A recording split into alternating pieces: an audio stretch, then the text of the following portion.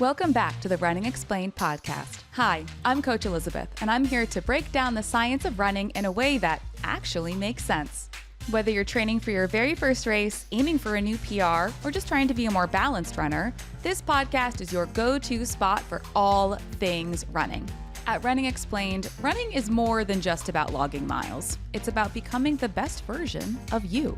That's why we talk about more than just improving your fitness, but how to support your physical, mental, and emotional health too, so you'll see improvements that go far beyond race times.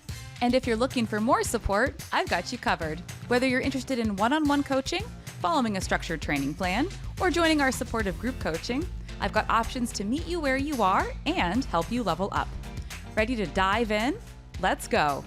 Hello, my friends, and welcome back to the Running Explained podcast. I am Elizabeth. I am very, very excited to have you here today for this episode, which is something new, old, new, old, familiar, and new, because you waited long enough, all things become new again. This episode is a classic Running Explained Q&A episode, but I'm also very excited to announce that it marks the launch of the Running Explained Patreon. So if you're not familiar with Patreon, Patreon is a platform where you can, as a creator, have things available for people to have access to. And for podcasting, it is a little subscription model where you get things at different levels. So if you join the Patreon, you directly support me, the show, Running Explained, the Running Explained podcast, and you get some fun additional stuff. So if you're interested in joining the Patreon, I would love you forever and a day. You can do that at patreon.com/runningexplained. And one of the things you're going to get as a Patreon subscriber are regular bonus Q&A episodes like the one we're about to do right now. So if you like a Q&A, you're going to love the Patreon. So with Patreon, you get a bonus monthly Q&A episode. So we have the Run Buddy level. So you get the episode, you get commercial-free episodes for all of our regular upcoming episodes. You get you can vote on topics and guests that we're going to have. You get my undying love and support. There's going to be more stuff. We're just starting out. It's only going to get better from here. As a long run bestie, though, not only do you get all of that, you get access to the quarterly book club episode. There's going to be more stuff in there. I'm just, again, so excited about this. You get to ask your questions for the monthly Q&A episode. Where are the questions coming from? Well, today they're coming from just questions that I have gathered in my work recently. But for our future Patreon Q&A bonus episodes, you in the long run besties level will be able to ask your specific questions and have them answered in that episode by me for you on the show. I'm super excited about that. And as a long run bestie, you will also get a monthly shout out if you send me a PR that you did recently. So that will all be set up and explained on the Patreon. So if you would love to support the show, I would love you forever. And you also get a bunch of fun extra stuff included with that. So you can learn more about that. Go to patreon.com/runningexplained. And now we're going to dive into the meat of the episode. All right, first question. Let's get to it. After taking 8 weeks off for injury, how long should I expect it to take before my aerobic base feels normal again? Great question. I would like to preface my answer to this question by saying that if you needed to take 8 weeks completely off running for injury, you probably experienced a pretty nasty little injury. So maybe it was a stress fracture, maybe it was just a really significant something else. But anytime that we are specifically advised against running for that long as the result of injury, you can probably safely assume that it's something that was quite serious. How long it takes for you to feel quote unquote normal again depends on a variety of factors. The answer, it depends. How strong was your aerobic base beforehand is always the big question. What does normal feel like for you? The other thing that's going to significantly impact this is what were you able to do or restricted from doing while you were recovering from injury? Oftentimes when we are injured and we cannot run because of that injury, well, I'd say one of two things happens. One, we fall into a terrible depression, do absolutely nothing, not exactly healthy. Two, we are so terrified of losing our running fitness that we cross-train 24/7 and actually can cause other problems. Also not healthy. We tend to want to find some sort of balance in the middle.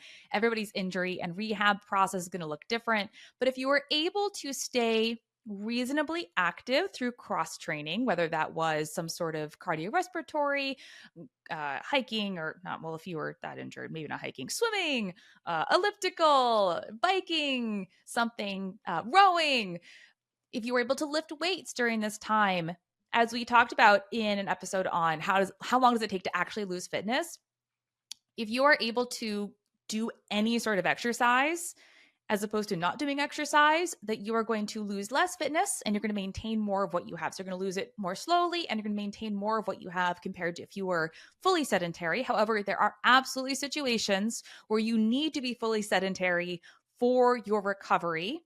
And that's just part of how the cookie crumbles on that.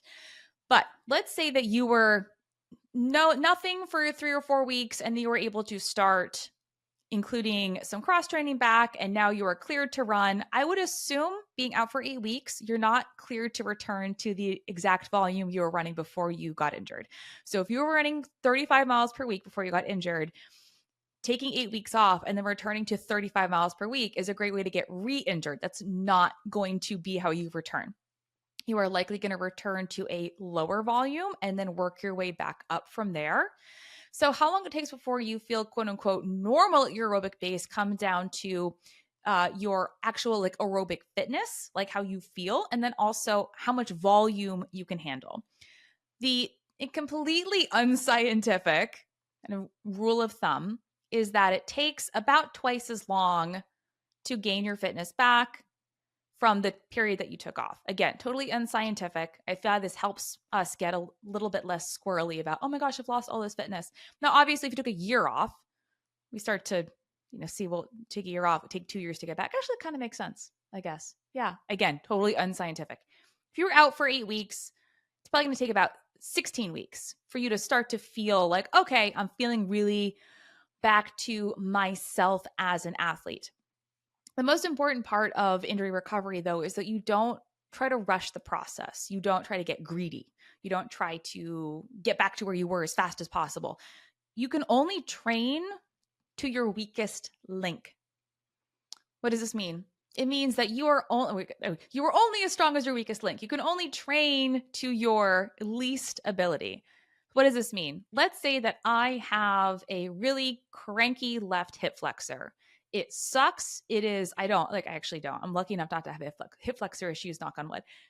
Let's say that this thing sucks. It is the worst. It always gives you problems. You've never been able to feel like you have it under control. It's felt better in some cases. And then what happened? Then you went and you were trail running and you fell and like you really messed it up. Took some time off. You went to PT. Now you're returning. And that is still better, right? But not back to where you want it to be. And in terms, especially not as strong as all the other aspects of your body. You essentially can only handle as much training as that part of your body can handle, as that hip flexor can handle, or insert whatever body part here. So to assume that your weakest link can handle the most training load is a recipe for setting that weakest link up for failure. Now, we all have weak links, right? None of us are superhuman. We all have pieces of ourselves that are stronger and more capable and not as strong and less capable. Imbalances are part of being human, like literally actual muscular imbalances in terms of strength and mobility. But we have to remember when you are coming back from injury, that injured part, although you're probably paying more attention to it now than you ever have before, is still probably one of the weakest links in your body. And so you need to train only as much as that thing can handle, not as much as you wish you could handle were you not coming back from injury otherwise. I have seen this too many times and I hate it. You get so excited that you can run again after being injured that you get really excited about building volume again. Everything feels really good. And then about 6 to 8 weeks into your injury recovery running progression, because you've gotten overexcited, things feel pretty good. So you started adding in some workouts and you started pushing the pace on some long runs and you started maybe doing a little bit more re-injury. Sometimes it's the same part. Sometimes it's the same thing that gets injured again. Sometimes it's something else that got injured because that's the way our body works sometimes. So anyways, yeah, short answer, totally unscientific. give it about twice as long as it was as you took off before you start to expect that things are going to feel more quote unquote normal. And I will also say, remember that feeling quote unquote normal, my aerobic base feels normal again. This is very different from expecting to feel like you're in peak race fitness. So we know what and remember what it feels like when we were like it's super fit at towards the end of a training cycle that we set a PR in and like we're like felt invincible and on top of the world and we felt like we could go run anything and we set multiple PRs throughout that training cycle. Oh my God, that's the best feeling. That's not normal. Like that's fantastic, but that's not a normal state of walking around level of fitness. So don't expect that you're going to feel that way after X number of weeks back, but you will feel, again, base, aerobic base, normal. We want to get back to what feels comfortable for you. Just be patient. It will come back. This is a good question that I have never been asked before. So, of course, I'm going to answer it. Is there any benefit to running a 20-miler if I'm training for a half marathon? Whoa, I love it. Okay. I love the question. I don't know. You don't need to.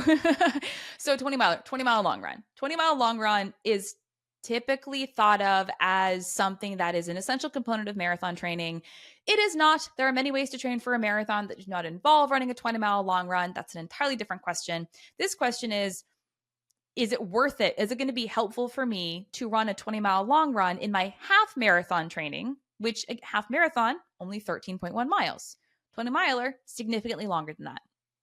So you totally can if you want to. However, I would be very cautious.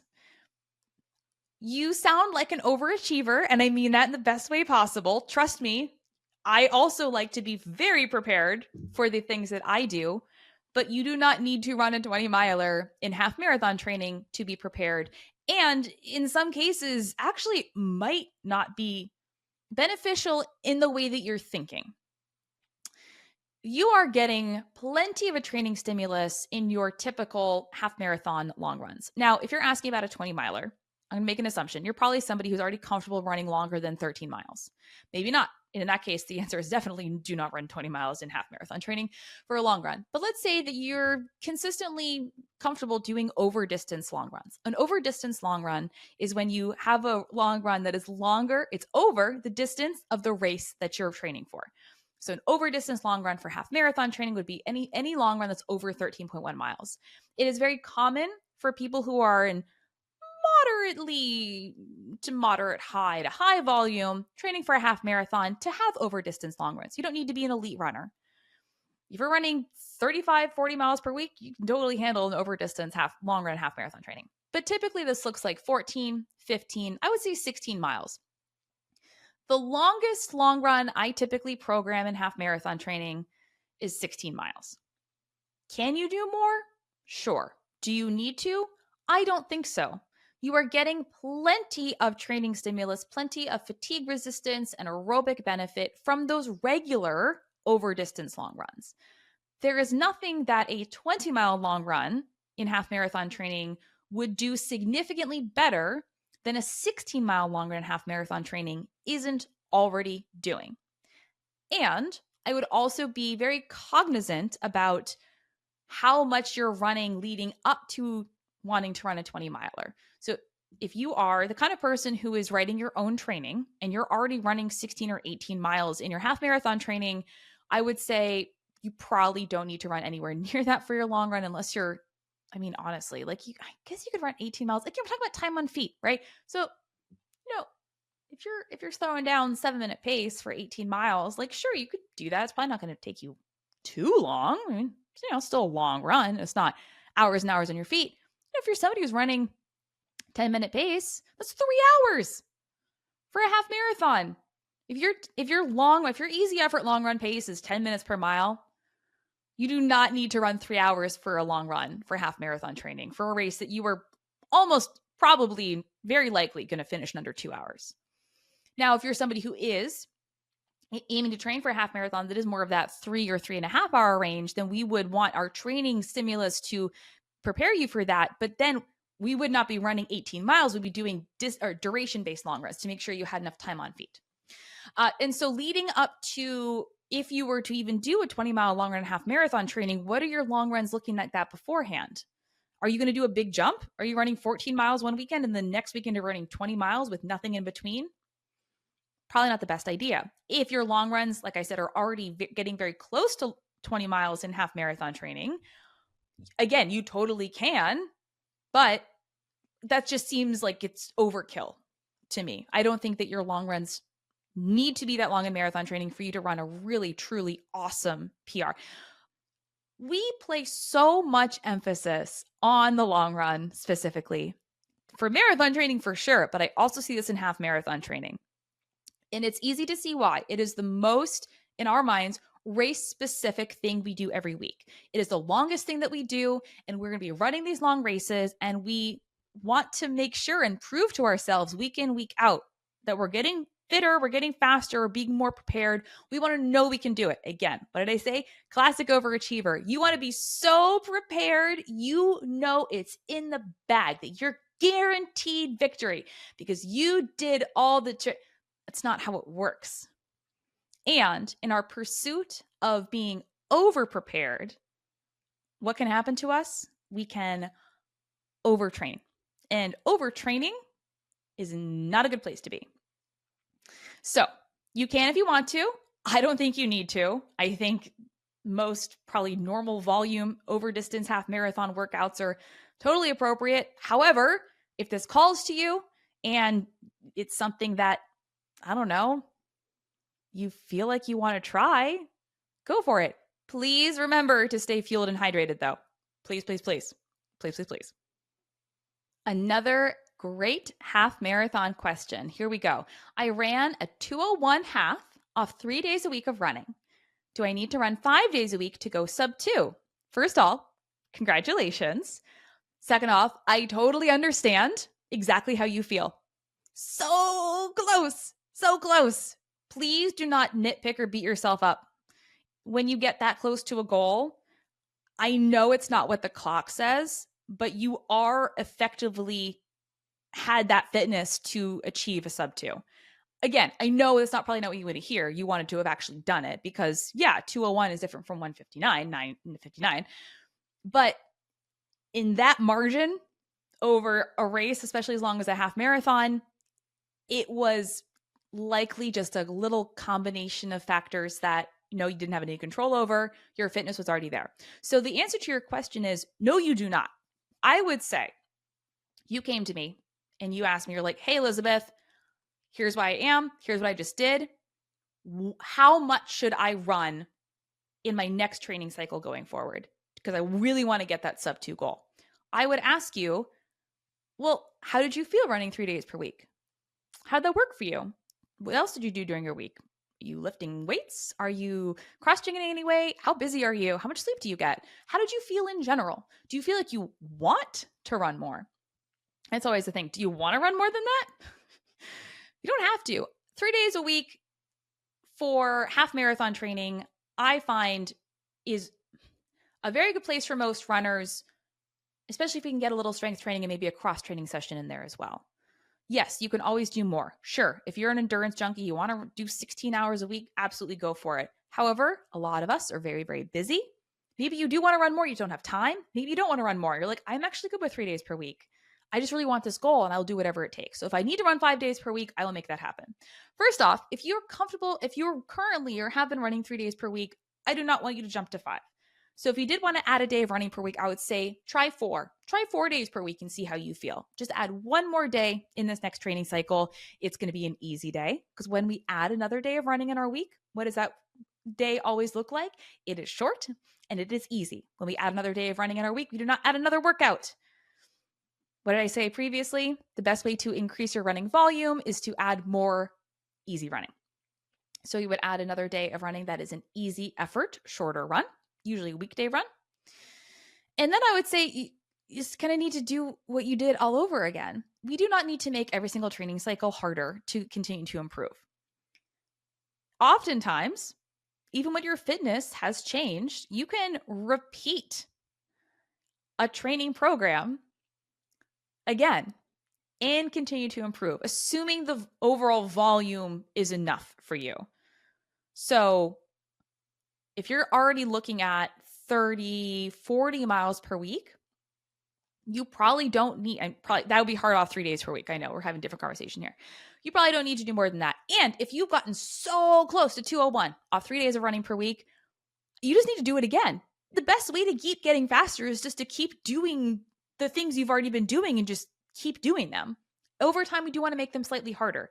A lot of the times in our training, we do that naturally because our fitness changes and we just adapt to it, right? We know, oh, I can run a little bit more. Oh, I can run a little bit faster at the same effort. It feels really good and just improving slowly. So you do not need to. You can add a fourth day, see how it feels. I'll be very cautious in trying to jump from 3 days to 5 days per week. I think it's excessive, especially if you are just, I mean, honestly, it's just a lot. Big jump. It's almost doubling your frequency during the week. You probably just need to do it again. You probably just need to do exactly what you did and continue to improve on the fitness that you have. This is a fun one. What does it mean when a plan says workout sandwich? Is that an actual training principle? Sandwich. So I had to Google this. Sorry. Yeah. So I was like, oh, workout sandwich. That's interesting. Do you mean like a ladder workout, like a pyramid workout? Is that like a specific workout structure?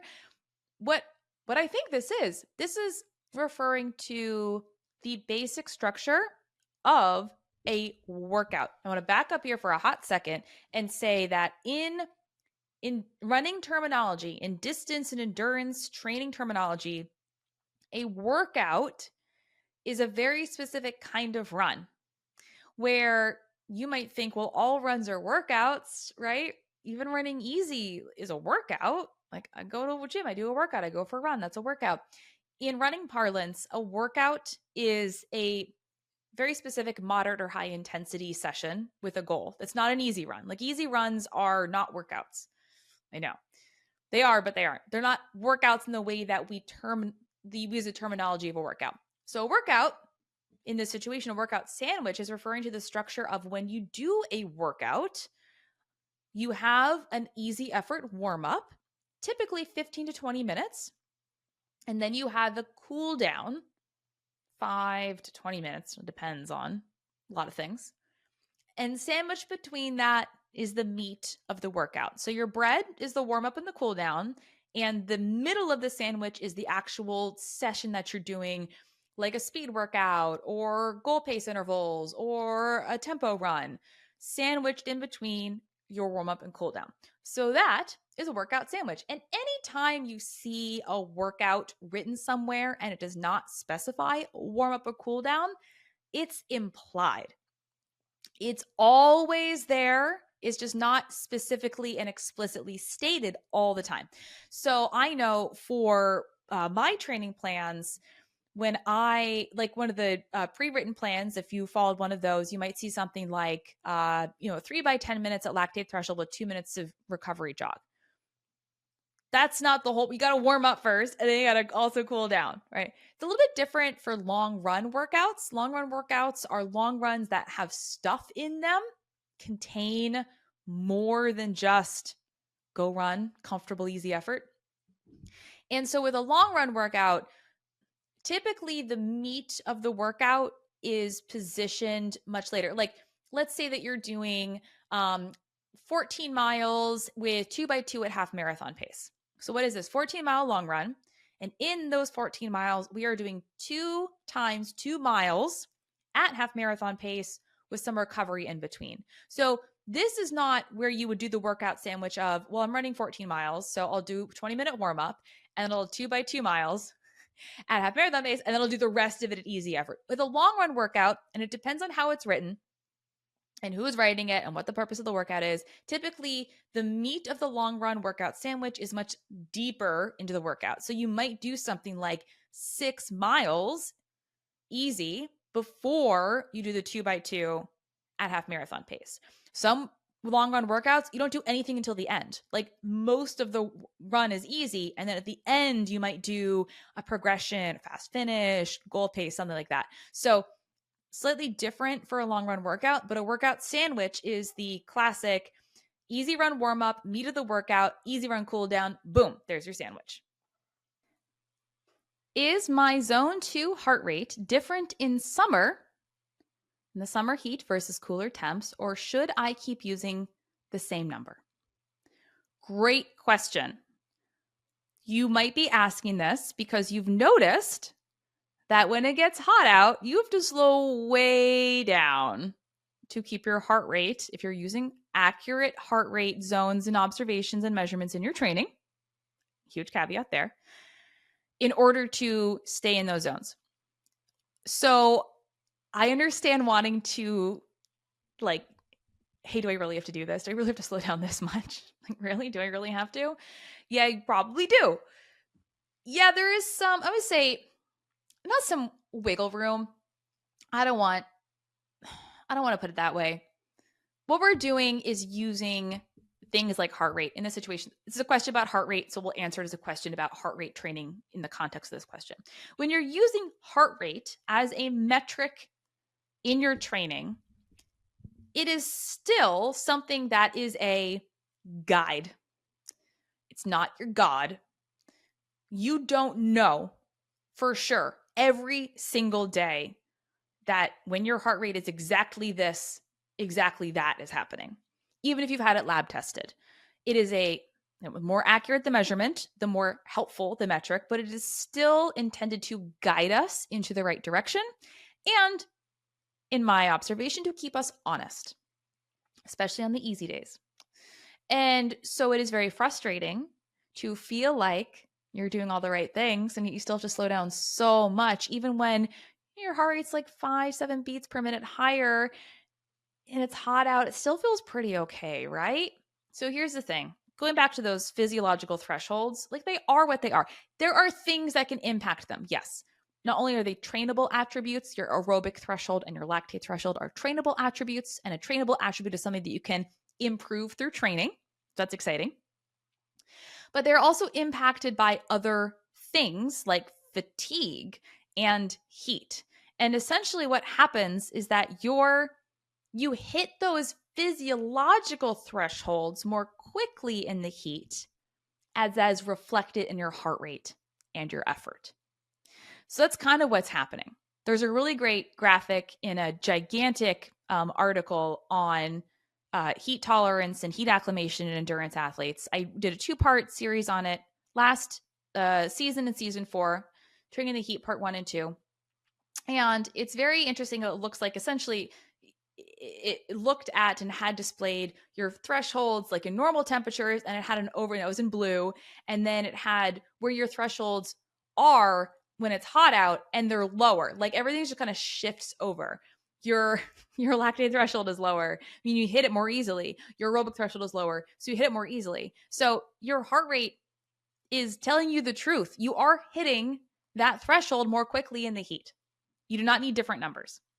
It is the same. And that is really, I think, one of the benefits of using heart rate in certain situations as the great equalizer, to understand that we're trying to keep a specific training stimulus in this situation, even if conditions change. Because you can go on an easy run in December and an easy run in July, and those paces might be wildly different from each other, but your heart rate will be the same. And as you know, if you're using that, and that's how you know you executed that run properly, because you said to yourself, doesn't really matter what the pace is, because all I'm here to do is just run in my easy effort zone. And I know if I'm using my heart rate as my guide, pace is going to be what it's going to be. I'm in the right physiological intensity zone.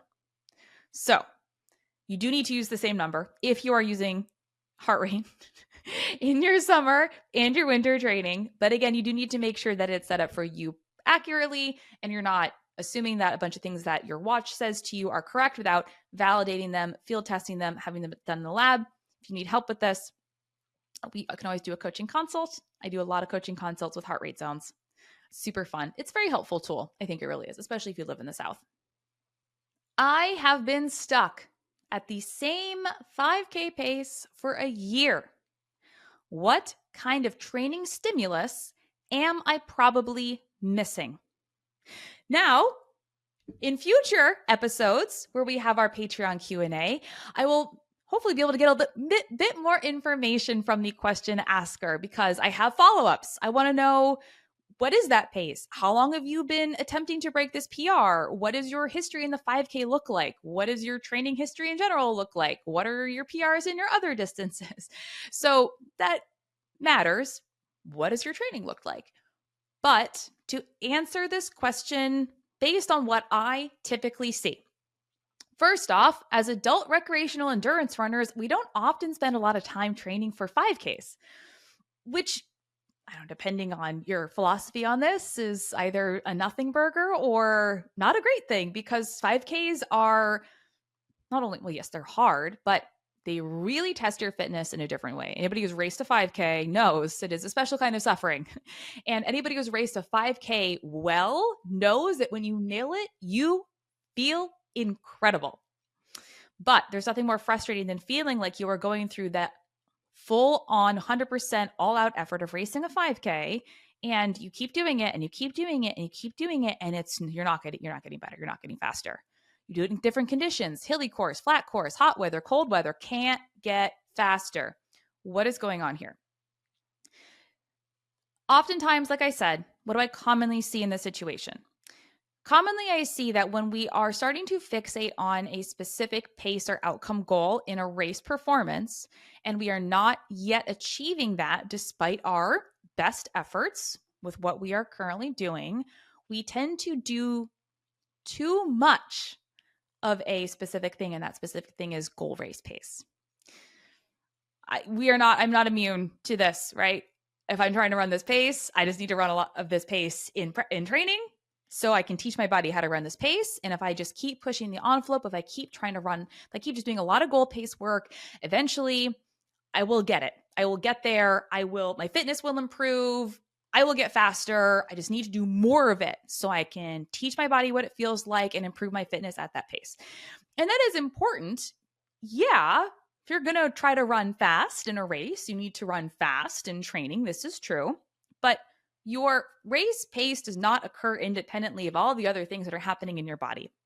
And a 5K, despite being the shortest race distance that most of us will engage in a race environment, yeah, you might go find a mile. Maybe you have access to some sort of actual track club. Maybe you, as an adult recreational runner, are able to race like a 1,500 meter or a 3,000. Like, that's awesome. But for most of us, a 5K is probably one of the shortest race distances that we will engage in, especially as adults. But that does not mean that it is a short distance race. A 5,000 meter race, a 5K race, is still classified as a distance event. It is still considerably aerobic. Now, unless you're out there running at world record pace, unless you're throwing down a 5K in about 12 minutes, you are running your 5K below your VO2 max. And there's a significant aerobic contribution to how fast you're able to go, and how comfortably being the relative word, how comfortably you're able to sustain that faster pace. So when we look at what the training for a 5,000 meter race, or actually even go a little bit further, let's look at, so it's kind of hard to, I don't like to do this, compare ourselves to what the elites are doing. But physiologically, we're all humans. Don't forget that. So we can look at a little bit of what elite 10,000 meter runners do. So, yes, 10,000 meter runners, they're running their time in that race under 30 minutes. Now, for a lot of adult runners, a lot of people like you and me, our 5K race result is somewhere between 20 and 30 minutes. Some of you are faster. Some of you are slower. That is fine. But what is the physiological analog? It's not the 5K training that an elite is doing, because they're very, very fast, but we look at more about what maybe 10,000 meter training would look like. In either case, what do we see for the fastest in the world? They're doing a crap ton of volume, and a lot of it's easy. Easy running makes you faster. What does that mean when we say that? Easy running, improving your aerobic base. See the other question on aerobic base. Improving your aerobic base improves your ability at all your other paces below it. A rising tide lifts all boats. When you make your aerobic base stronger, everything else above it gets faster too, including 5K race pace. So paradoxically, although we think all we need to do to get faster at 5K racing is to just do a lot more speed work, you probably need to also make sure you're focusing on the easy stuff. You are continuing to improve upon and build your aerobic base. You are still doing long runs in 5K training. Now, they're not going to be 20 miles unless it's something you really want to do, but you're still doing them. You're probably getting 90 plus minutes in your long run. That would be great. Maybe you're doing a little long run with a fast finish. Broadly speaking, being able to run more means you'll be able to run faster. And one of the best ways to run more, to increase your running volume, is to run slower on more days. So one of the best ways to improve your 5K pace, along with, actually following a good 5K race plan. You need one? I got them. That does include race pace work. That does include 5K goal pace work. That does include pace that's probably even a little bit faster than that. It should also include a significant portion of easy effort running because you cannot neglect your aerobic component of a 5K race. And you should also include some moderate intensity running. I love to include lactate threshold training for my 5K race runners, 5K racers. Because the higher your lactate threshold is, the more comfortably and for longer you can sustain very, very high intensity paces before your system is just overwhelmed and flooded with lactate and hydrogen ions and gets really uncomfortable and shuts down. Now, you will be racing your 5K at an intensity that is technically above your 1 hour race pace, but we're trying everything. If your aerobic base is stronger and your lactate threshold is higher, everything is going to be better because of it. So if this is you, if you are stuck on your 5K PR, and you've been trying all the things about running more 5K pace and faster 5K pace, and you've been doing more hills, you've been doing more VO2 max, you've been doing more high intensity, maybe you started doing sprint training, and maybe you started doing all these things. Actually, you might need to focus more on the aerobic components of your training week, and also make sure that some of the workouts you're including are moderate intensity, i.e., I would recommend lactate threshold. Another easy effort, easy run question. My easy run heart rate is finally lower, but my pace hasn't changed. Does that mean I'm more efficient or plateauing? It means you're more efficient. Anytime you can do the same thing, but it costs you less, that means you improved. And that's really what it is. You can do the same. You can buy the same amount of pace for less energy dollars. You are more efficient. You have improved your fitness. Now, what happens in this situation, this happened to me. And this is why I think this situation can be confusing for some people. Because when you start running, for most people, those of us, when you start training reasonably seriously, multiple days per week, you're tracking things like pace and distance and blah, blah, blah.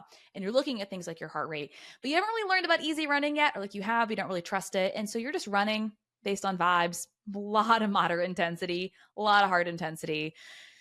And over time, you do still notice as the months roll by that you're able to run paces with less effort. So maybe 2 months ago, this pace had this heart rate and it felt very hard. But now this pace has a lower heart rate and it doesn't feel as hard. My fitness is improving. This is so cool. However, what's usually happening here is none of this is taking place actually inside your easy effort zone. You do not need all running improves your fitness. There's just some running that's more targeted at improving specific areas of your fitness compared to others.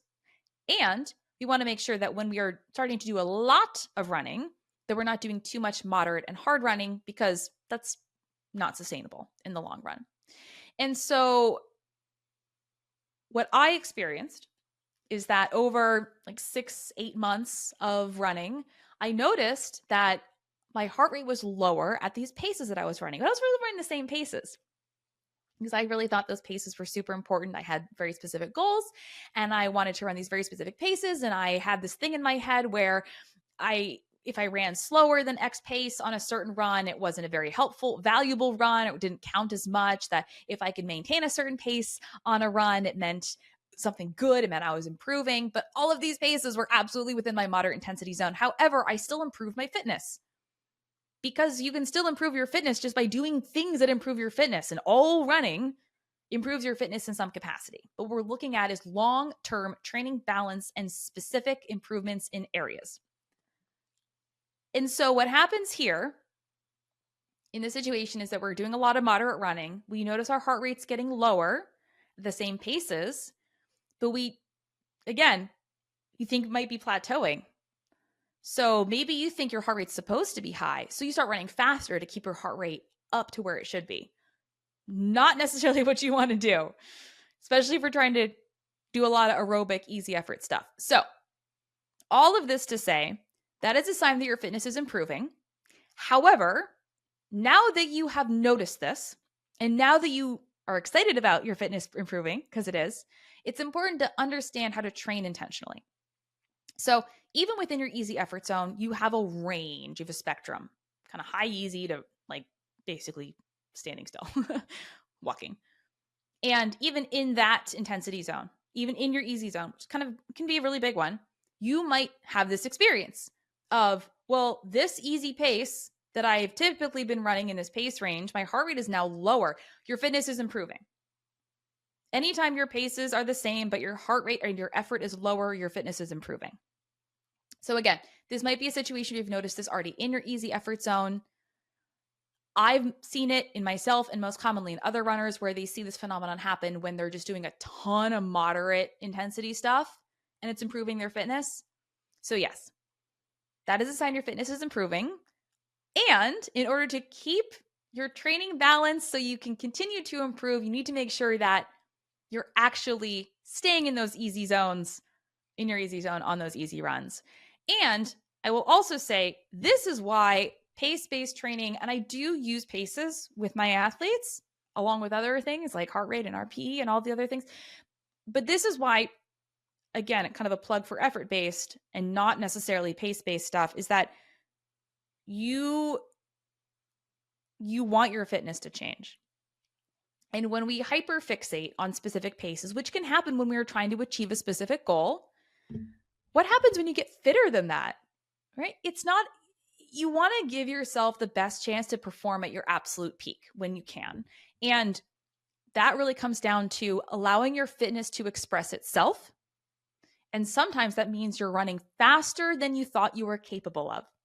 So pace can be a great guide, and you will have ranges of paces on certain things, but you also still want to make sure you're understanding, if you're using heart rate, how it fits into the equation, and then making sure that you know that those paces are movable objects, I guess I should say, which is exciting. This is exciting. It means you're getting fitter. Congratulations. Question I get quite a bit, especially in the spring and the fall. I missed 10 days of training with the flu.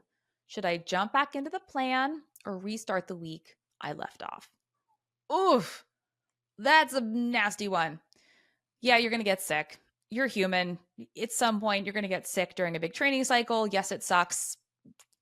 Nothing you can really do about it except for focus on recovering and also not returning to training too early, which I know is a challenge because it always seems like we get sick when we have a very specific goal on the horizon and you're thinking to yourself, well, geez, okay, I just needed 10 days off with the worst flu of my entire life, but I still have my marathon in 6 weeks. Like, I need to get back in it. I don't have time to F around and ease back into training. But you don't have time to, let's back up here. You do have time. What you don't have time for is to prolong your recovery so much that you're kind of still not 100% by the time race day rolls around because you came back to training way too hard and way too early. My general rule of thumb is when you're starting to feel better and are ready to get back to training, not like, oh my gosh, I need to rise off my deathbed and like go for a run. I'm so worried about losing fitness. When you've taken a couple days off and you're actually starting to feel better to the point where you're like, hey, I like want to go for a run. Starting to feel pretty good. I feel pretty okay now. Maybe not like a workout, but something nice and easy and short. Give it one more day. If you're this sick, I'm talking about mild cold. If you're this sick, if you have a fever, if you're vomiting, if you needed antibiotics, if you are out for a week or more, give yourself an extra day off before you come back. This works. I have seen anecdotally and very unscientifically in my athletes and in my own life, much better return outcomes from illness when we give ourselves just that one extra day. It's just one extra day. Seriously, it is so valuable. So let's say you've now taken 11 days off, right? We're coming up to 2 weeks on training. No, you do not want to just jump back in.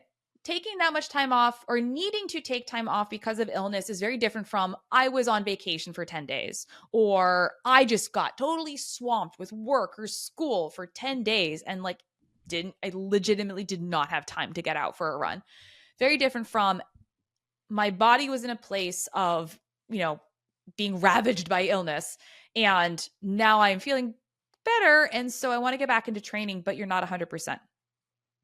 Slow and steady. So if you have the luxury of time, as in if you don't have a fixed schedule you're trying to be ready for, maybe you're in base building, or maybe you just have a ton of flexibility with your training and you are not working with a coach, maybe you do have the ability to return to where you left off in your training plan. So if you took 7 to 10 days off, my general recommendation is going to be your first week back, it's all short, easy stuff, right? Start 30 minutes, easy, see how it feels, judge how your legs feel. Don't rush back.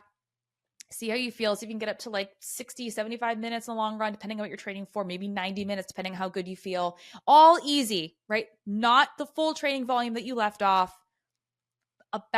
There's general guidelines for this, between 50 and 75% of the volume you are running. So if you were running 40 miles per week and then you got sick, when you are ready to come back, 20-ish miles for the week, all easy. See how you feel. If that feels really good, then you can return to the place in your training where you left off. So you just flip the pages back and start where you needed to take time off. That doesn't work if you are training for a race that happens to fall on a very specific date. You can't just add more time into the space-time continuum to go back into your training plan and repeat some stuff that you needed to miss because you were sick. Depends on how close you are to your race. Depends on what your goal is. Kind of depends on how much wiggle room that you have. But let's say you got 6 weeks left. Let's say you have 6 weeks left in training from the day that you are returning. And in this context, let's say we have a 2-week taper down into race day. So we have 4 weeks to work with. You've already done a lot of training. You haven't lost nearly as much fitness as you might think that you have by being sick. What you are feeling as loss of fitness, it's a little bit. Mostly it's your body just still being in that recovery phase from being sick. You're not 100% internally just because you feel a little bit better. So don't mistake lost fitness. Same thing with post-race recovery. If you ran a big race, say it's a marathon or a half marathon, following weekend, give yourself some time off. You aced it, go for a run. Oh my God, how did I lose all of that fitness in a week? How did I run this race last week? I can barely run. Oh my God. Didn't lose fitness. Your body's still recovering. Don't mistake recovery for lost fitness. So you haven't lost a lot of fitness, but you do need to be careful in how much time you have left. So my general recommendation would still be the same. Go back, take the volume that you were running before, slice it in half, do that, all easy. So if you were running 40 miles per week before you got sick, do 20 and then see how you feel. From there, with essentially 3 weeks left until race day, you don't then want to jump back into your full training volume. You are going to want to play by ear. Depends, like I said, on so many factors. I would say I would be cautious with intensity. And I'd rather have you cut a day of running, just cut an extra day of running. If you're running 5 days a week, go to 4. Be careful with your intensity and try not to make up for lost time. If you're feeling really crappy, if the fast stuff is still feeling, if you have workouts in your training and your fast stuff is feeling bad, all easy effort. It's fine. If you really need help, honestly, that's when you start to get a coach involved. However, The farther back you are from race day, let's say this happens with 12 weeks to go, you have a ton more flexibility in taking time off and coming back compared to if you were very, very close to race day. There also is at a point, right, where depending on how close to race day you are and or how sick you've gotten, where we have to start thinking about pivoting the goal, which sucks. I know it sucks to have to pivot that way, to think, is that goal that I've been training for no longer realistic? If you're taking 2 or more weeks off in training, especially with like 8 weeks of training left to go until your race, and it's not for vacation, right? It's for an illness. So you need 2 weeks off because you got sick and you're within the 8-week window of race day. It's likely you'll have to adjust your race day goal simply because that's a significant illness and you don't have a ton of time to catch up, essentially. Farther out than that, you're, I want to say, safer, more protected. The best time to get sick, if you're going to get sick, is in the middle of your, the beginning of your training cycle. So for those of you who have ever started a training cycle, the very first thing that happens is you get sick. I would so much rather it happen there than anywhere farther into the training cycle. So yes, 10 days off from the flu, take a week, just easy, reduced volume, back in, judge how you feel. If you're feeling really good by the end of that week, awesome. Then you can return to where you were supposed to be in your training calendar if you hadn't needed to skip those things because you got a race to get ready for, and that's an immovable object. But be cognizant and careful about the volume and intensity that you're returning to. Remember that you may need to adjust some of your paces and your goal depending on how close you are and how much time you took off. It is always better to arrive a little undercooked than overcooked. I would so much rather you feel ever so slightly undertrained. I know, you're like, you want me to feel unprepared? No, I would much rather you feel like a little undertrained than arrive at the start line feeling totally burned out and overtrained. Those are not even comparable situations. There's like no such thing as functional overreaching or functional overtraining. When you've overdone it, you've overdone it. I would so much rather you arrive a little under than a little over. You can't uncook an egg, as they say. Speaking of lactate threshold, question. My coach gave me threshold workouts based on pace, but my heart rate is always way too high. Should I adjust by effort instead? So much to unpack here. The short answer is yes. You should also be paying attention to how you feel on this and on every other run that you do. Pace is very helpful. Pace can be a very good guide. Pace can give us something to aim for. But as we know, and we've talked about so much, your pace at different intensities is going to change depending on a variety of factors. And so, although you may have an indication of what your lactate threshold pace is, that doesn't mean it's the same pace in all conditions all the time. So let's talk a bit about that. I mentioned previously lactate threshold. So very quick primer. Your lactate threshold is a physiological threshold, right? So a point at which you pass through into another dimension. Just kidding. It's an inflection point. Your lactate threshold is the point at which lactate and hydrogen ions, which are produced because of anaerobic glycolysis, i.e. your body burning carbohydrate for energy, which it does more and more of as intensity rises.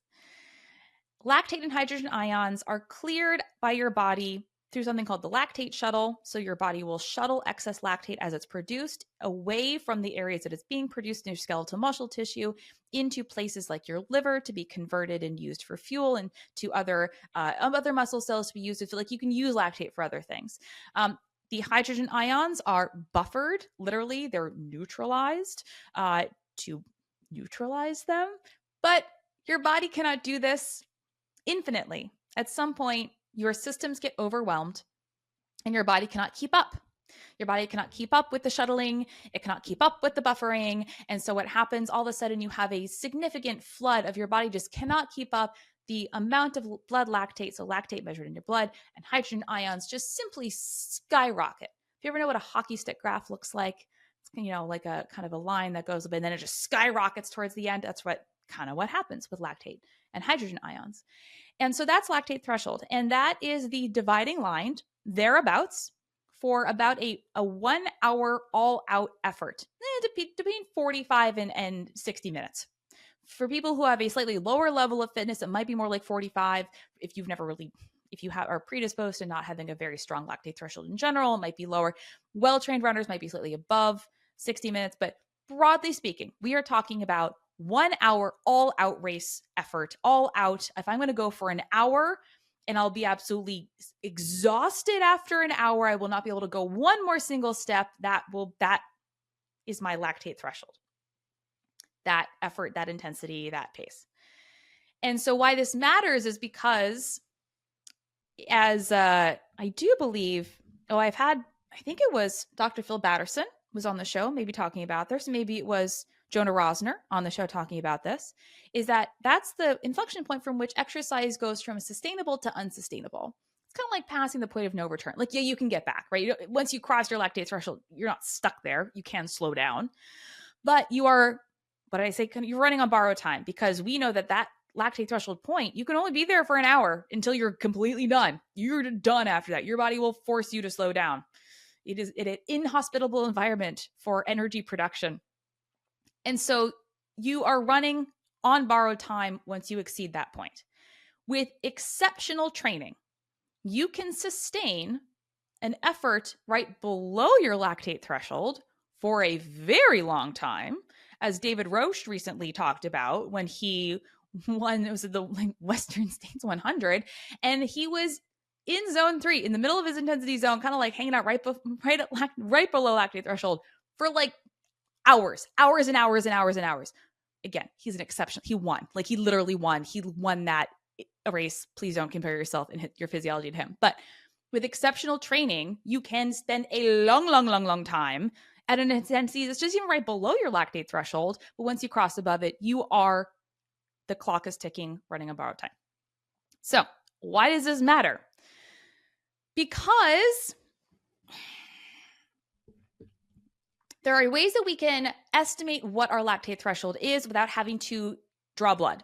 Now, there are some devices being developed that are going to be able to estimate your lactate buildup in your blood using near infrared technology. So like our optical watch sensors do, where they look inside of our body to see our heart rate.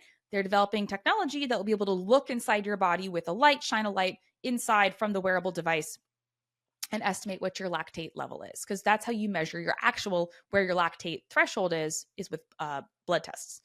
But you can do some estimation with field tests in training, do not require you to draw blood. One of those is first of all, like if you can look at your recent race results and kind of have an understanding of yourself as an athlete. If you are a 60-minute 10K runner, if your current 10K PR is 60 minutes, then that also is your current lactate threshold pace. You can do field tests that are time trials that can then estimate your lactate threshold pace. And you can do field tests and time trials, not having to do them in the lab. You can also do them in the lab. You can estimate what your heart rate is at the point that you cross your lactate threshold, even if your pace is different. Because what do we know? Uphill, harder, hotter, harder. There are a lot of things that can make your effort harder and your pace slower. But there are some physiological markers inside that are what they are, even if the pace is different on different days. So even though we may have an estimate, I don't know who your coach is. Hopefully your coach is writing these workouts and giving you those paces based off what they know to be the best estimation of your current lactate threshold pace. And it should always be a range, not a very specific pace. It's important to remember that that's not always going to be the pace on every single time that you do a lactate threshold workout. And so that is why it's important to understand how it's supposed to feel. And running by feel or incorporating effort-based anything into our workouts, into our racing is, I know for a lot of runners, and myself included, that is a huge ask. That is a huge leap of faith, a big skill that a lot of us don't have. We want to get it right. And just tell me what pace to run, that way I know I'm getting it right. I don't want to have to trust myself. Just tell me what pace to run and I'll run it. That way I know I'm doing it right. However, tuning into learning what different things feel like inside your body at different intensities is really helpful. It doesn't replace other information. You don't have to replace effort with never looking at your paces again. It is supposed to complement and enhance what you're doing. And it's going to make you more confident runner, more confident racer. So yes, you should think about, well, what does this feel like while you are also running workouts, even if they are pace-based? Now, your coach should also have had a conversation about you, though, conversation with you, though, about how we are going to have fluctuations in our paces depending on the conditions, and how it's really important to dial into what that feels like and not just try to always run that pace all the time. Because some days there's going to be too much. Now, what that feels like for you and kind of the conversations that we have, a little bit different. So yeah, that's like effort-based pacing. That's a whole separate conversation. But I want to focus in on the final part of answering this question about heart rate. Because you said your heart rate's always too high. And without knowing how you have set up your heart rate zones in training, I don't know if that's correct or not. I have found, again, anecdotally, in my experience, so many of you that I work with are so excited to have heart rate available in your training, but you don't know how to use it. And that's fine. Like, it's nothing wrong with that, right? It's not like it comes with a manual and saying this is exactly how you understand what your specific heart rate is. No. What happens is we typically have a device that then sets up our heart rate zones for us based on our age, and then that's what we use, and we trust it. It's not always accurate, and sometimes it is wildly inaccurate, and sometimes it is essentially so inaccurate as to be useless.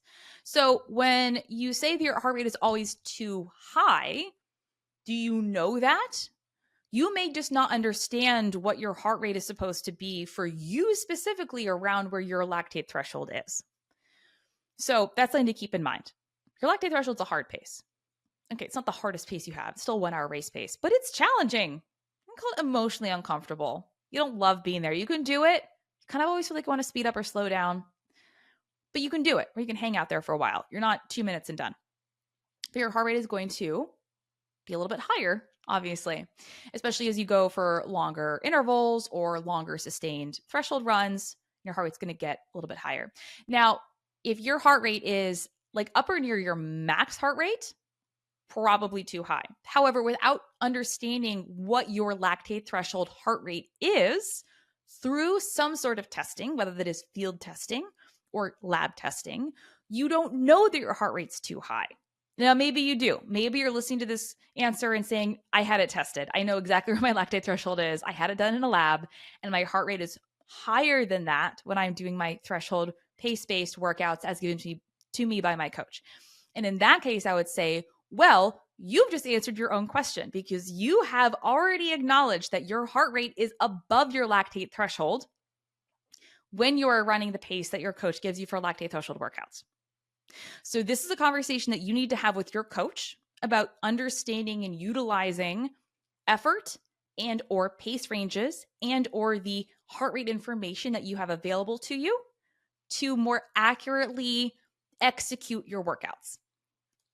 So that's an important conversation to have. And that is a conversation for all of you who are working with a coach. This is what your coach is for. If a coach is giving you a workout, whether it is pace-based, distance, duration, heart rate, effort, usually a combination of some of all of the above. If you have questions about the execution of that workout or why it looks a certain way or why there are specific paces or why after you've executed it, like my heart rate was really high. Is that okay? Is that normal? Like, I don't think I did that right. That's something that your coach should be able to help you with. And here's the thing. If your coach is not able to answer that question, so not to explain the reasoning behind why they chose that workout, why they chose those paces or that effort or that heart rate for you specifically as a guide, and discuss your execution of it and talk to you about your concerns or just your questions. You might not have concerns. You're just like, I have questions. I don't even know. Just tell me. Then yeah, then you might wonder about the proficiency of the types of things that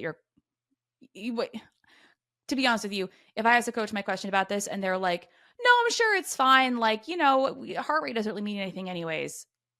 Hold on. I would have a ton of follow-up questions there too, because yeah, it's true that heart rate is not a like be all end all of measurements, but if you have an athlete coming to you who has genuine concerns about whether they're executing the workout too correctly, specifically looking at other data they have access to, like heart rate, and saying, hey, like I have questions about this, like should I be adjusting here? And they say, no, don't worry about it, just run that pace. That's a huge red flag. That tells me that the person who is programming your workouts does not understand what they're asking you to do. So I am assuming this is all in best good faith, all the things. You just had a question you thought you'd ask, and your coach is going to be like, you could have asked me. Hello, I know the answer to that question. It's exactly what I would have said. So yes, but that is the very long answer to this question about lactate threshold and pace and heart rate and workouts and effort and all those things. And that's going to do it for me, guys. Thank you so much for listening to this episode. If you would like to join the Patreon, oh my gosh, you would just make my heart sing and be so happy. If you would like to join the Patreon, you can join that at patreon.com/runningexplained. We have 2 levels. We have the Run Buddy, we have the Long Run Bestie. You get commercial-free episodes, you get bonus content with Q&As. We're going to have a quarterly book club episode, depending on what level you are. And you get to ask your questions in the Q&A. You get to vote on topics and guests we're going to have on the regular show. And this is just the beginning. This is just the beginning for what I want to be able to do and grow and expand the podcast. And you are the ones who make this all possible. So I want to thank you for listening, and I will see you next time.